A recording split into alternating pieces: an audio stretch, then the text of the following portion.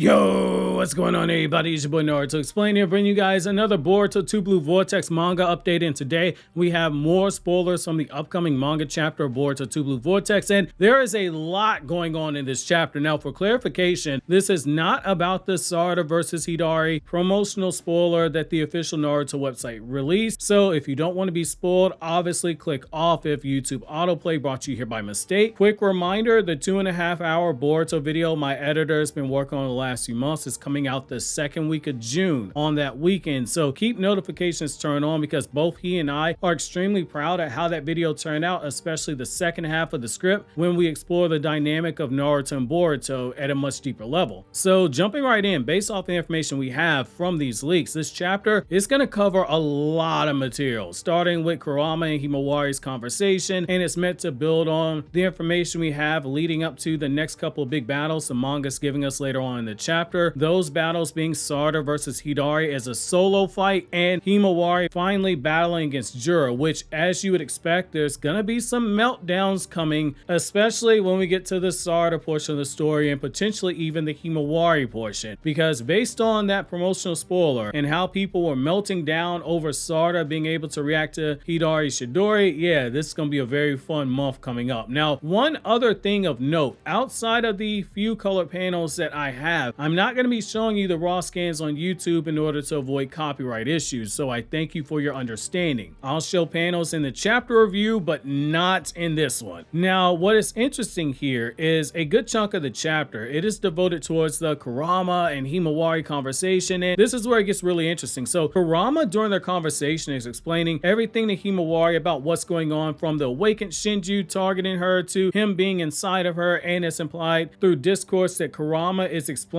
why it is he's been revived inside of Himawari. This was ultimately the smartest thing to do because that's one of the biggest questions that nearly every fan had coming out of the last chapter, even though we're told baryon mode is only different in that it doesn't kill the Jinchuriki and only the Biju dies after using it, and as Naruto's manga established, Biju, they always get reborn, but based on the info we have from the spoilers, the narrative is using Himawari as a vehicle to speak to readers by addressing the elephant in the room and adding more information to what we've already been told in Naruto's manga, which, given that is 700 chapters, 710 when you count Naruto Gaiden, things can get forgotten over time unless you're super hardcore, and in this case it's adding a tweak to the lore that we already have. So that explains why we have Himawari and Kurama on the cover page. Now, the next thing we have is a confirmation of something that we said here on the channel roughly 2 months ago, which is the fact that Himawari's usage of Kurama's chakra was going to be directly tied to Nojin getting hurt right in front of her, and boy does that boy get hurt. In that video, I said specifically that Himawari had been giving off Son Gohan vibes from Dragon Ball, and to not rule out the story playing up the trope of her using her power with it being tied to her emotions, and that we probably get some drastic upscaling the way that Gohan would jump up dozens of tiers very briefly and surpass his father whenever he raged out.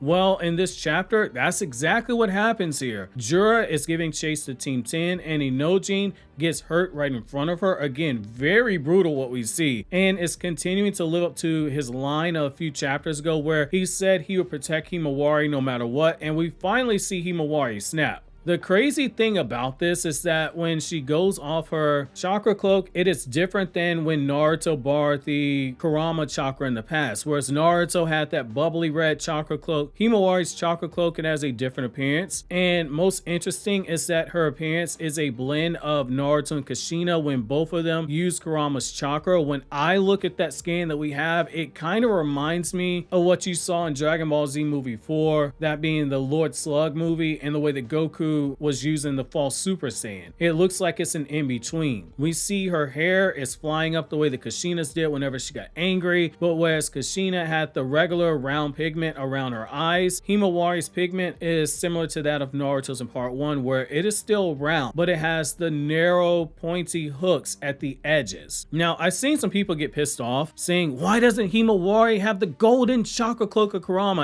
And to that, I will say, go reread Naruto Volume 50 53 and pay much closer attention to when Killer Bee is explaining the process of using a Bijuu's power as a Jinchuriki, in particular when it comes to taking control of all of their chakra. Himawari hasn't reached that point yet, so unless there's a retcon or another reason is given if she uses the golden chakra cloak, then that's your answer. I don't see the reason for people to be getting outraged. Now, there's another thing in here that is pretty telling, and it goes back to what we said before, that Himawari is the byproduct of Ikimoto and Kishimoto both being huge Dragon Ball fans, and Ikimoto paying very much visual homages to Dragon Ball in how he draws his manga, because Toriyama greatly influenced his artwork. So Kurama flat out tells Himawari that she has more chakra inside of her than her predecessor, which that will be Naruto, and that goes back to that Gohan comparison, and why I said that one-shot manga, the day that Naruto became Hokage, that Himawari's seen, we can't chalk that up to being a gag moment anymore. Gohan had more raw power than Goku, but it took him a few years before he could fully draw it out. But when it bursted out, it raised his power level to insane levels, but he was never able to consistently use it. In the Naruto world, the drawback for Himawari is that she's where Naruto was. Allow me to explain. So Naruto was stated to, in just his base, have 4 times the amount of chakra that Kakashi did, Kakashi being an elite Jonin, and when he used Kurama's chakra, it was said to be between 100 and 200 times that of Kakashi's chakra. But Naruto, for a majority of the series, had the issue of not being able to properly use his chakra, even by the Akatsuki suppression arc. Having that much chakra, it means nothing if you're wasting more than what is required to perform your jutsu, because that means you have less chakra to boost up your physical stats, like how the Raikage does for that superhuman speed in his lightning chakra armor, and like how Tsunade and Sakura do when they use it for their power increase for their physical attacks, or like Kakashi does when he uses it for stamina, in particular when using the Sharingan. Kurama says that she has more chakra in her than Naruto, but we as the audience know she is still learning to use her power, which means she's likely wasting chakra. But that's the brilliance of her being written as in an emotional state right now, because it lets you go the Gohan route, and it knocks down that wall whenever it's going to be needed to be convenient for the story. Now, the next thing that we have here is the Sarada versus Hidari fight, is that if you're going to be pissed off that Sarada dodged Hidari's sneak attack Chidori at point blank range, you're going to need group therapy like the Gojo fans in Jujutsu Kaisen, because the manga, it is doubling down to showcase how much Sarada has grown these last 3 years. She basically did what her father did off screen, which is off-screen training that was never shown to us, and he just jumps up from being barely at a Jonin level to reaching a mid Kage level in base and being at a high Kage level when he uses the curse mark and got that 10 times multiply the curse mark gives. I'm going to leave the How Strong Was Sarada at the end of part 1 video in the description box, because I'm not going to go over her scaling here, since I've already discussed ad nauseum everything you need to know, charting out where she was at the start of the series all up until when she awakened the Mangekyo. But someone who was already at an S rank / Kage tier in part 1 before the Mangekyo amp,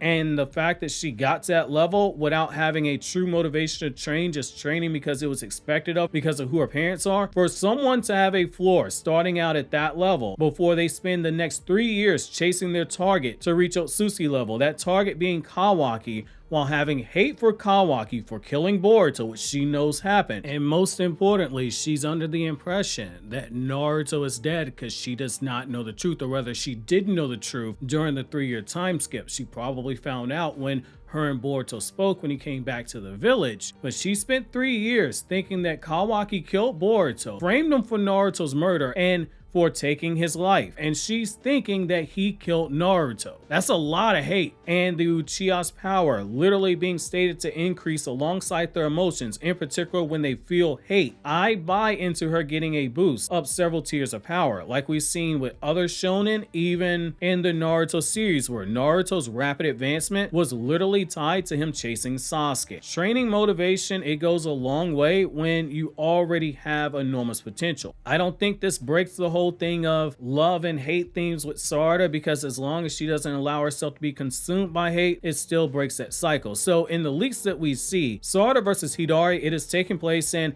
Sarada, she's on a completely different level than all those around her. Whereas class rep, she's getting shocked by Hidari's speed and she's thrown off by his sudden movements. Sarada not only reacts to his attacks, but she dodges at point blank range after the sneak attack. She even counterattacks him, and as the fight goes on, she even manages to tag him with the Shidori of her own that does enough damage to make Hidari fall down to his knees and have to recover from the attack. Now the fight, it is still ongoing. It's going to continue in the next manga chapter, but it is worth noting that this isn't Sarada as a part of some coordinated effort like people are trying to cope a few days ago when the promotional spoiler hit and people are saying, well, she was only dodging the attack because Hidari was fighting multiple people at once and they were doing things to set Sarada up. This is not like that nonsense scene that the anime showed you in the Boro fight that severely downplays the hell out of Sarada. People who saw my review for episode 207 in Boruto, you know that annoyed the hell out of me. Where in the anime Boruto, he's stalling for time, he uses the Vanish Rasengan to blow up Boro's arm, and then he stands in front of the path of Sarada's attack and backflips out at the last second so that Sarada can speed blitz, stop, and readjust and thrust forward to hit Boro. In the manga, Sarada, she doesn't weave hand signs for her Shidori like she does in the anime. That is a level of skill that we don't see Kakashi doing until the pain arc. And she is shown outright blitzing Boro at a speed where he says it's too fast for him to react to. No prior intervention from Boruto. He's on the sidelines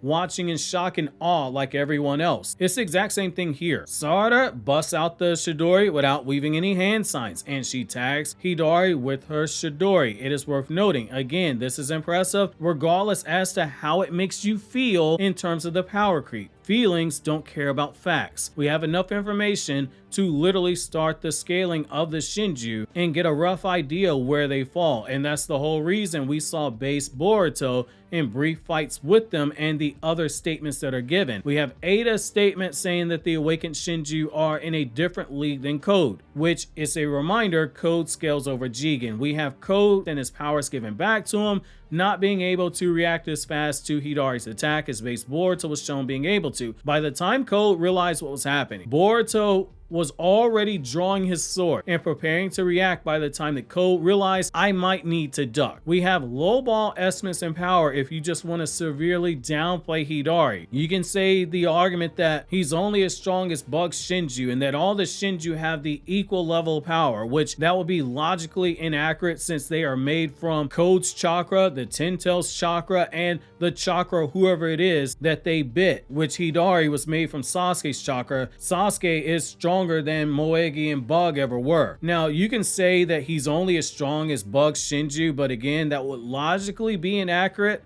That's just coping in order to make your feelings feel better. But say we take that line of thinking. We saw the Bug Shinju do better against base Boruto than Code did. He was pressuring Boruto to use defensive tactics more than once and use a defensive maneuver that also doubled as an offensive based attack with his lightning release. It's a pretty linear scaling from the low end to the high end. It's just a problem if you're someone who refuses to accept that their favorite characters, they've gotten surpassed, even though the narrative has been telling us that each member of the new generation Team 7 had higher potential than their parents, and the lowest of that potential was Mitsuki because his father, Orochimaru, in the Naruto Resident story, was swapping hands with base Hokage Naruto, and in Naruto Gaiden, Naruto identifies Orochimaru as a Sage Mode level threat because he does not cut his Sage Mode off if he just needed to locate him. Naruto could have just used the Kurama chakra, but he went into Sage Mode specifically, and while in Sage Mode was telling Sasuke to be on guard. Now, the last couple of things we have from the spoilers